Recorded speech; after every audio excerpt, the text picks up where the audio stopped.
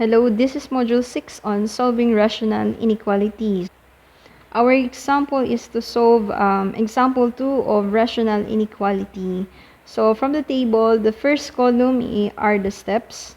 Makikita naman nyo to sa inyong module. Then, second column is example number 1. Provided na po yung kanyang solution. And then, for example 2, ito yung aking i-illustrate para sa inyo. Okay, so we're going to follow the steps para hindi kayo mawala. Let us try to solve example 2. So, here the given is written. Okay, so let's solve for this one. We proceed to first step. So, the first step is to transform it into general form. Alright, so the general form of the given should be 3x plus 1 over x minus 1 minus 2 greater than equal to 0. Okay, the next step, step 2, we're going to simplify the left side of the inequality. So we need to find the LCD of the two terms. So the LCD of this is x minus 1. So just copy 3x plus 1 minus 2, we multiply it to the LCD, which is x minus 1 over x minus 1. So they have a common denominator now, greater than or equal to 0. After that, simplify, we get 3x plus 1 minus 2x. I'm multiplying the negative 2 inside the binomial x minus 1. So that is plus 1, it's plus 2. Over x minus 1 greater than equal to 0. Combine similar terms. In the numerator, we have positive x plus 3. Am I right? Yes. Then denominator is x minus 1 greater than or equal to 0. So that is for our step 2. For step 3, we're going to equate 0, equate the numerator and the denominator into 0. So step 3. So that we will know the critical numbers. Okay, so we have x plus 3 equal to 0. Here we get x is negative 3. Then the other is x minus 1. The denominator, we get x equals positive 1. Alright. Then after that, we're going to substitute the critical numbers. Here, the critical numbers are negative 3 and 1. So, we need to find out if negative 3 and 1 are part of the solution. Okay. So, using the original inequality, which is, I'm going to write it here. 3x plus 1 over x minus 1 greater than or equal to 2. Let us substitute. So, when x is negative 3, we have 3 times negative 3 plus 1 over negative 3 minus 1 greater than or equal to 2.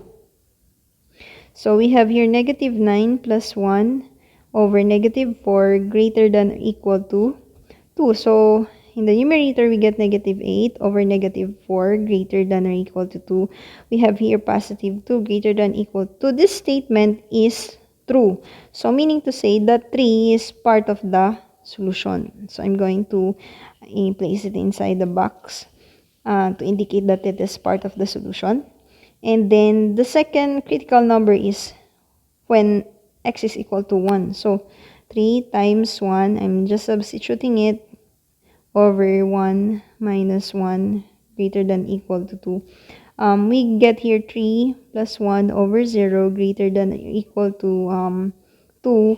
Any number or quantity divided by 0 is undefined. So, in this case, this is a false statement. So, meaning 1 is not part of the solution. So, when we draw a number line and plot the critical numbers, positive 1 is not part of the solution. So, the smallest number in the critical number is negative 3. Next is positive 1. So, we're going to draw, encircle this tick marks for negative 3 and 1. Since negative 3 is part of the solution, we're going to shade the circle, while positive 1 will not be shaded since it is not part of the solution.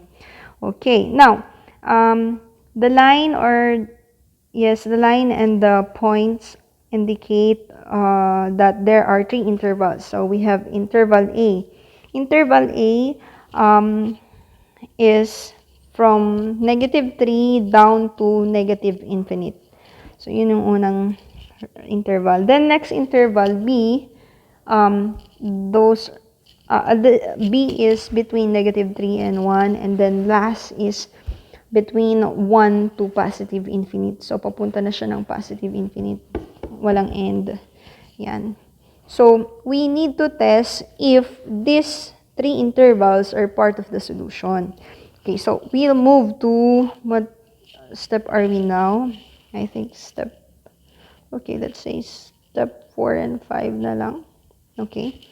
We're going to choose values for the 3 intervals. Okay, for interval A, since it's it is numbers below negative 3, let's use an easy number. So let's say we use negative 4. Okay, then substitute it to the original inequality, which is 3x plus. Alright, so we're going to substitute it into the original inequality. So we have here 3 times negative 4, am I right? Yes, plus 1 over negative 4 minus 1 greater than equal to 2. We have here negative 12 plus 1 over negative 5 greater than equal to 2. Here we have negative 11 over negative 5 greater than equal to 2. Negative 11 over negative 5 will be positive 11 over 5. And this one is greater than 2. Am I right? Yes.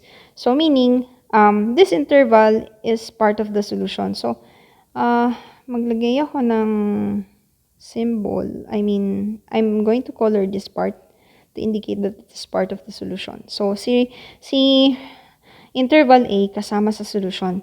Now, let's see if the next interval is also part of the solution. So, interval B, when x is equal to, what numbers are between negative 3 and 1? We have 0, right? That's the best number for us to use. So, we have here 3 times 0 plus 1 over 0 minus 1 greater than equal to 2, right? So 3 times 0 cancel. We have 1 over negative 1 greater than equal to 2. We have negative 1. It's not greater than 2. So this one is false statement. So si negative 4 pa lang, si interval A pa lang ang kasama. Then let's try interval C. Si interval C, what numbers are greater than positive 1? We have, let's use 5. So here we have 3 times 5 plus 1 over 5 minus 1 greater than equal to 2. Have 15 plus 1 over 4 greater than equal to 2. This is 16 over 4 greater than equal. This is 4. Is 4 greater than 2? Yes. So, positive 5 or interval C is part of the solution. So, dito sa line number natin, we're going to shade this one to indicate that it's part of the solution. Okay, now for the answer, final answer na.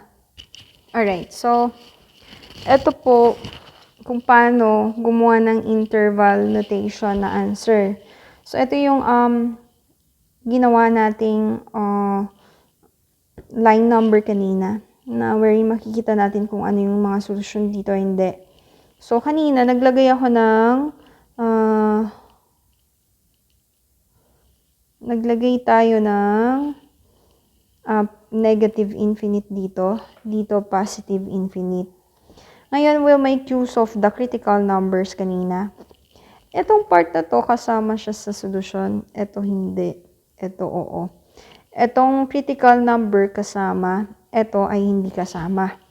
Now, mag-i-start tayo bandang left side. So, the solution is,